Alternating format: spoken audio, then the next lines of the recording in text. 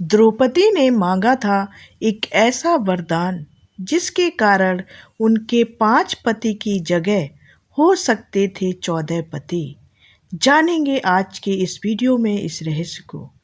कल्पना कीजिए, एक ऐसी स्त्री जो अग्नि से जन्मी, जिसका नाम सुनते ही महाभारत का पूरा युद्ध याद आ जाता है और जिसकी कहानी आज भी अनगिनत सवाल और आश्चर्य पैदा करती है। जी हाँ, हम बात कर रहे हैं द्रौपदी की, पांचों पांडवों की एकमात्र पत्नी, इंद्रप्रस्थ की सामग्री, लेकिन उससे कहीं ज़्यादा एक साहसी, निर्भीक और अन्याय के खिलाफ गरजती हुई आग। क्या आप जानते हैं कि उनके 5 पति वाली यह अनोखी शादी कोई संयोग नहीं थी।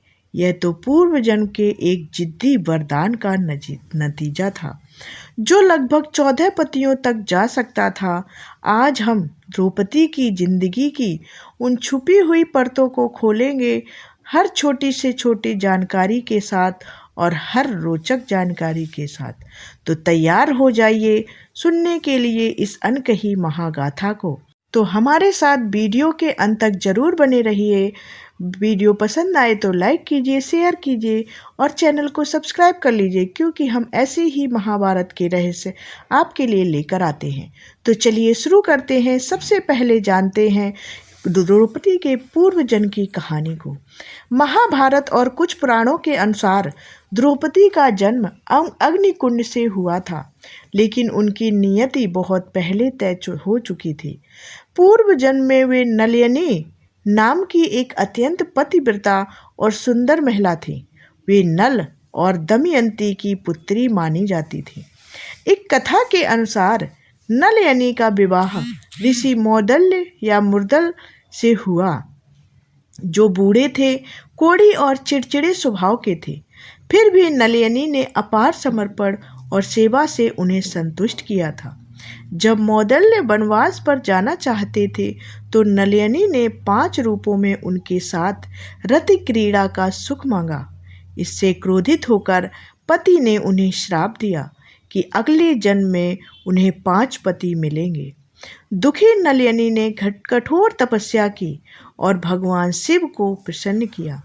उन्होंने भगवान शिव से एक आदर्श पति की कामना की, ऐसा पति जिसमें सभी गुण हों।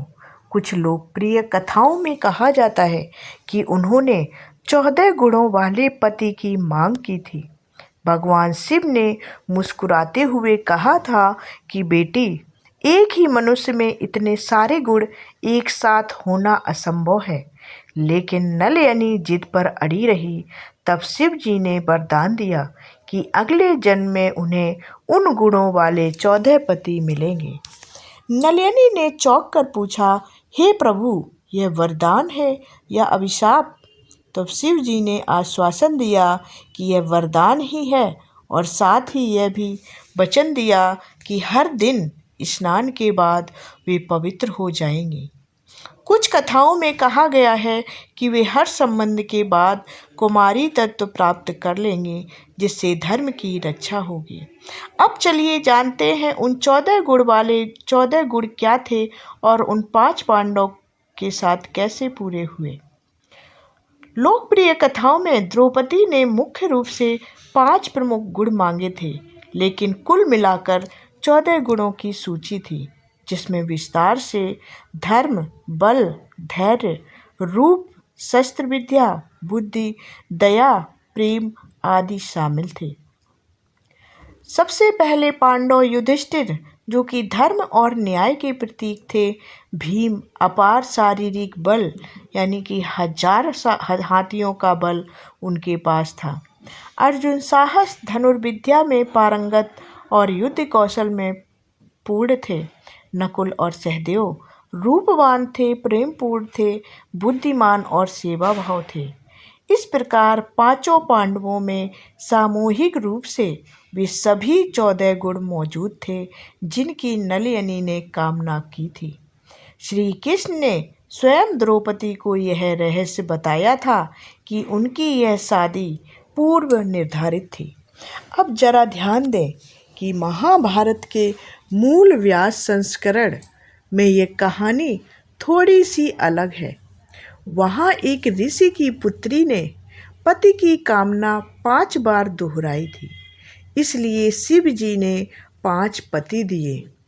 14 गुण और नलिनी वाली कथा दक्षिणी संस्करण या लोक कथाओं में ज़्यादा प्रचलित मानी जाती है। अब चलिए जानते हैं स्वयंवर और विवाह की शर्त, जो कि द्रौपदी ने स्वयंवर में विवाह की शर्त क्या रखी थी। द्रौपदी के स्वयंवर में अर्जुन ने मछली की आंख भेद कर उन्हें जीता था, क्योंकि यह शर्त थी। लेकिन कुंती माता के जो मिला है उसे बांट लो कहने से 5 भाइयों की पत्नी बन गई थी द्रौपदी। द्रौपदी ने विवाह से पहले एक सख्त शर्त रखी थी कि वे किसी अन्य स्त्री के साथ अपनी गृहस्थी साझा नहीं करेंगी। जब इंद्रप्रस्थ में पांडव दूसरी पत्नियां नहीं ला सकते थे, हालांकि अर्जुन ने बाद में सुभद्रा, जो कि श्री कृष्ण की बहन थी, उनसे विवाह किया, तब द्रौपदी शुरू में बहुत नाराज हुई। लेकिन श्री कृष्ण की सलाह और सुभद्रा के विनम्र व्यवहार से उन्होंने उन्हें स्वीकार कर लिया। अन्य पत्नियां जैसे भीम की हिडिंबा या अर्जुन की अन्य पत्नियां आमतौर पर इंद्रप्रस्थ में नहीं रहती थी, क्योंकि द्रौपदी ने बोला था कि इंद्रप्रस्थ में उनके अलावा कोई नहीं रहेगा।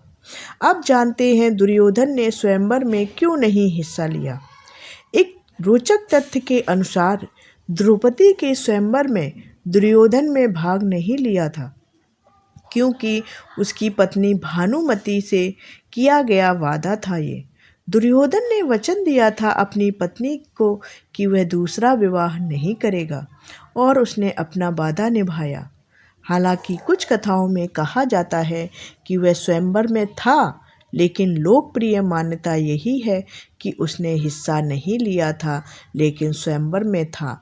अपनी जगह उसने कर्ण को भेजा था। अब जानते हैं चीरहरण से कैसे उनका बचाव हुआ। दुर्वासा ऋषि का वरदान। चीरहरण की घटना महाभारत की सबसे पीड़ादायक और प्रसिद्ध घटना है। लोक कथाओं और शिव पुराण में एक कहानी प्रचलित है कि एक बार गंगा में स्नान करते समय एक साधु, यानी कि वो साधु कुछ में दुर्वासा ऋषि बताए जाते हैं, कि वस्त्र नदी में बह गए।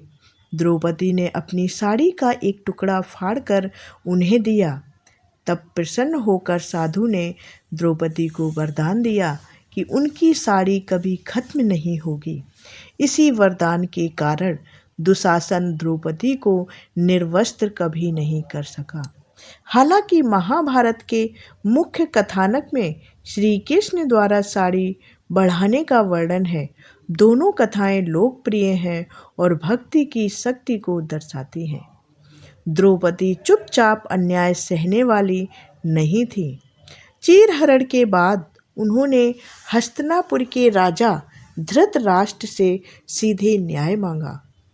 विराट नगर में कीचक के अत्याचार के समय उन्होंने राजा विराट से शिकायत की थी और उनकी आलोचना की थी। उन्होंने भीष्म, द्रोण, कृपाचार्य और यहाँ तक कि अपने पतियों को भी खुलकर धिक्कारा, जब वे उनकी रक्षा नहीं कर सके। चीरहरण के समय वे उदार भी थीं और साहसी भी थीं।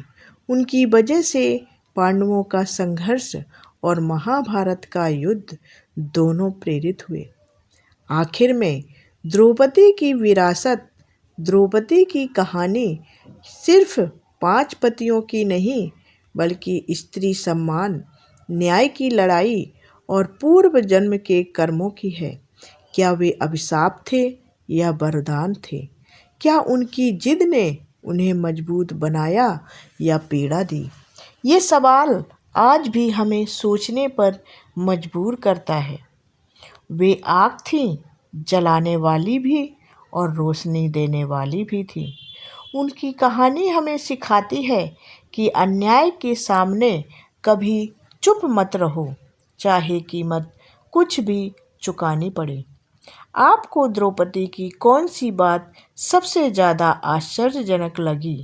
पूर्व जन्म का वरदान, या चीरहरण की कथा, या उनकी निर्भीकता?